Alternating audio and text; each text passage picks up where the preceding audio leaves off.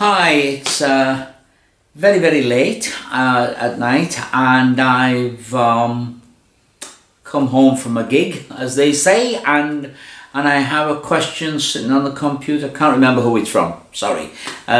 What's it like to be a professional magician?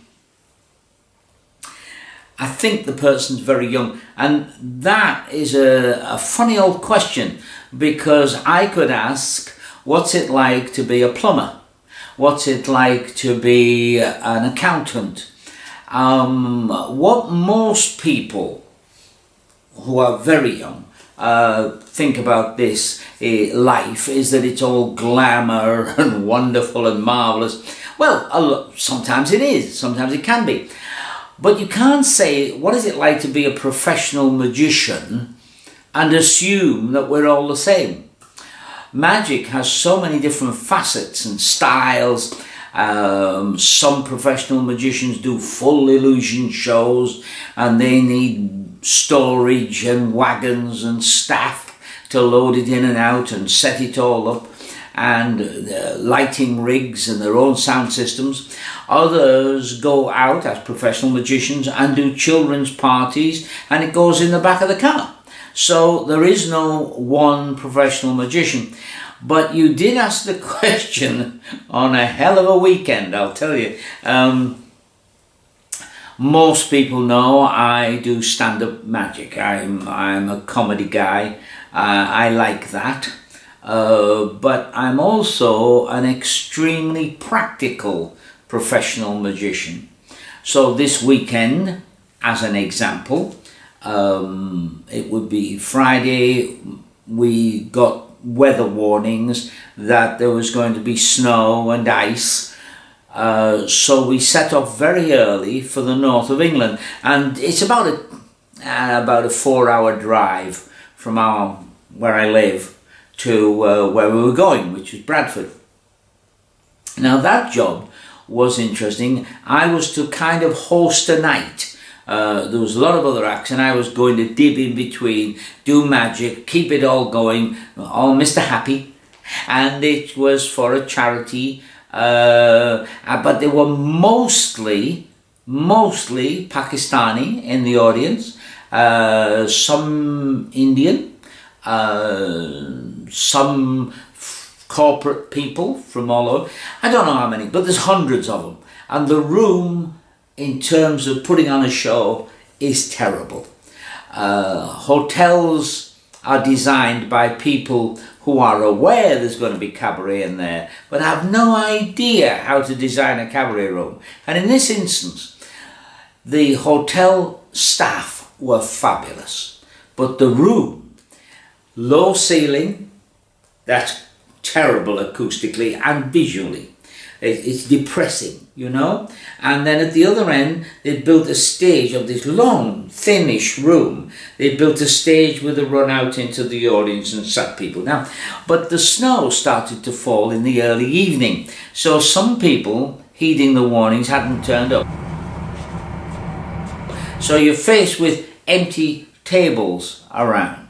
They'd sold the tickets, but for an entertainer, empty tables, ooh, you know. So I went on. Now, then you have a culture problem. We British, you know, we're awfully efficient. We have a timetable. It will go like this. But other nations don't. Spain, of course, being the most famous one for mañana. But I discovered they have a thing that they call Asian time, which means there's no rush. Well, that's okay, except they've told you to do 8 minutes and introduce this act. Well, that's fine, but they'd set up, the microphone setups were mostly for, because most of the acts were Asian rap artists, and they got the microphone right in here, and they swallow the mic to get that volume going out there. Whereas I come from a school where the microphone was just meant to assist the voice and not to replace it.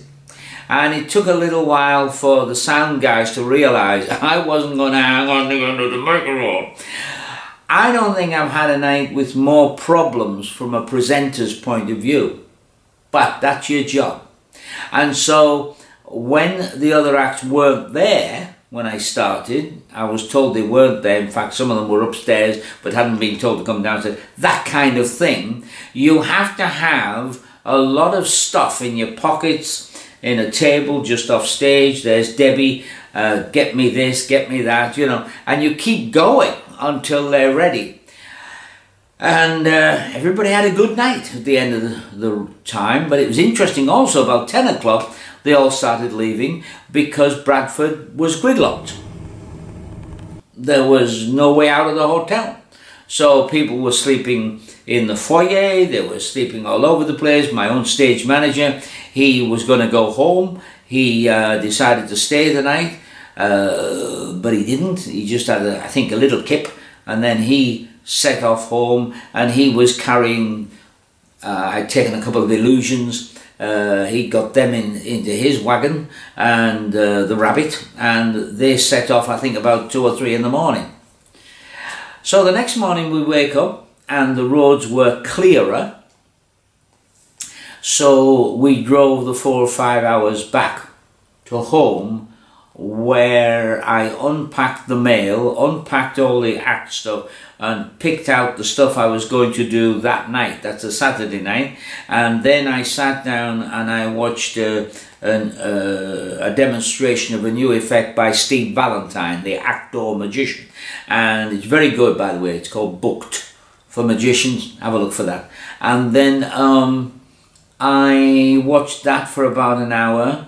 Debbie had grabbed a bit of a sleep, but Debbie wasn't going to go with me that night because Debbie's a presenter on radio, so she has to then work on what she's doing the next morning.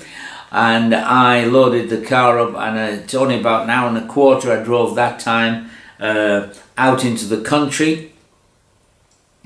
And this was a kind of it has been an old stately home. Now it's a private home, which is sometimes used for private parties, things like that. And this is a completely different room. This is very high, very long table. Think about 30 people sitting up and down this table, and you look at that and you change. As a pro, you change. You think, right, there's no one point of focus in this room.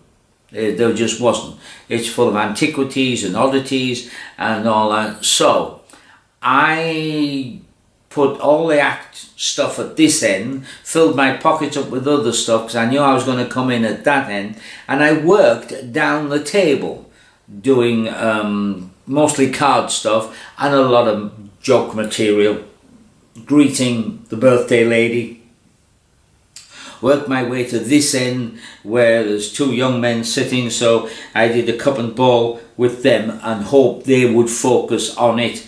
And then I worked my way up this side of the table, and all the way back round the top, back to this end, and finished off with what I would normally do in cabaret, not in this close-up situation. And they were delighted. That was the job. So what's it like to be a pro magician? Well, you got to think on your feet. If you do my kind of stuff, you might just do, you know, a dove act or something like that, and you'd be in a completely different situation altogether. So whoever you are out there, there is no one answer.